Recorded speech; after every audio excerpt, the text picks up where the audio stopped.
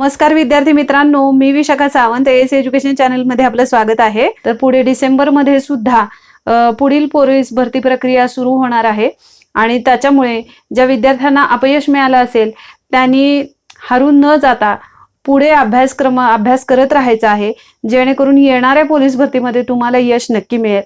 तर तुम्हाला पोलीस भरतीमध्ये यश पक्क व्हावं यासाठी माझा हा छोटासा प्रयत्न आहे।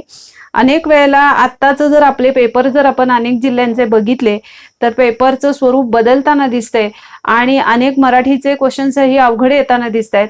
आपल्याला जर म्हणजे आपण विशेषण शिकलेलोच आहे, परंतु त्यातलं जर आपल्याला वाक्यामध्ये अव्यय साधित विशेषणाचं वाक्य ओळखा, म्हणजे विशेषण आपण ओळखतो परंतु अव्यय साधित विशेषणाचं वाक्य ओळखा असं सांगितलं तर काय करायचं हे लक्षात घ्या। या टाईपचे क्वेश्चन परीक्षेला असतात, म्हणून आपण हा टॉपिक हा पॉइंट घेतोय। जसं मुळात अव्यय साधित विशेषण म्हणजे काय हे लक्षात आधी घेऊया।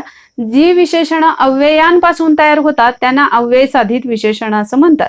म्हणजे काय, अगदी सोप्या भाषेमध्ये सांगते, जर एखादं नाम असेल आणि नामाच्या पुढे जर एखादं अव्यय जोडलेलं असेल तर तयार होतं अव्यय साधित विशेषण। अव्यय साधित विशेषण तयार होतं। मग आता ओळखायचं कसं? जसं रस्ता हे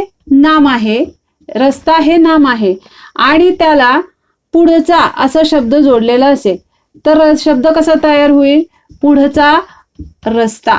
म्हणजे लक्षात काय ठेवायचं, जर पुढे, मागे, वर, खाली, इकडे, तिकडे वगैरे म्हणजे इत्यादी असे जे शब्द असतात, म्हणजे पुढे, मागे, वर, खाली, इकडे, तिकडे असे शब्द असतात, ती अव्यय आहेत।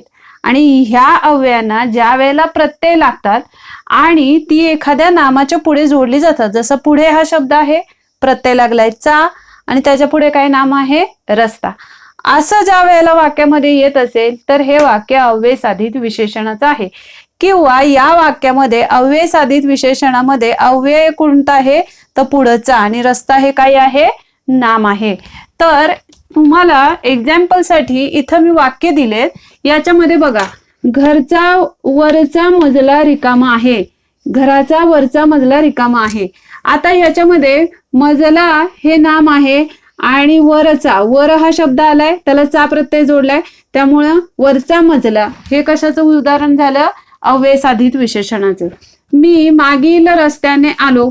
आता मागे हा मूळ शब्द आहे, त्याचं प्रत्यय जोडून काय झालं? मागील।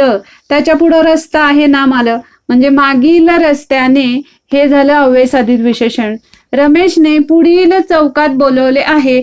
आता पुढे हा मूळ शब्द आहे, त्याला इल प्रत्यय लागला, चौकात हे नाम झालं, मग पुढील चौकात हे अव्यय साधित विशेषणाचं उदाहरण आहे। पुढच्या गल्लीत आमचे घर आहे।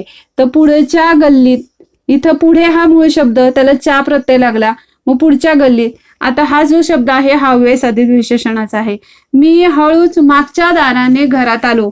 इथं मागच्या दाराने, तर लक्षात काय ठेवायचं? इथं मागे हा शब्द आहे, इथं पुढे हा शब्द आहे, इथं पुढे हा शब्द आहे, इथं मागे हा शब्द आहे, इथं वर हा शब्द आहे आणि त्यांना प्रत्यय लागलेले आहेत।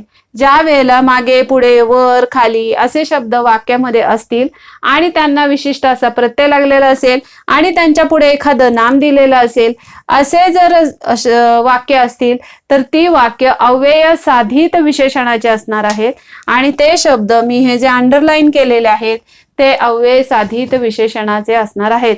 मला असं वाटतंय की एवढ्या उदाहरणावरून आणि सोप्या भाषेमध्ये तुम्हाला अव्यय साधित विशेषण वाक्यातलं नक्की कसं ओळखायचं हे तुमच्या लक्षात आलं असेल। व्हिडिओ आवडला असेल तर लाईक, शेअर आणि सबस्क्राईब करायला विसरू नका। धन्यवाद।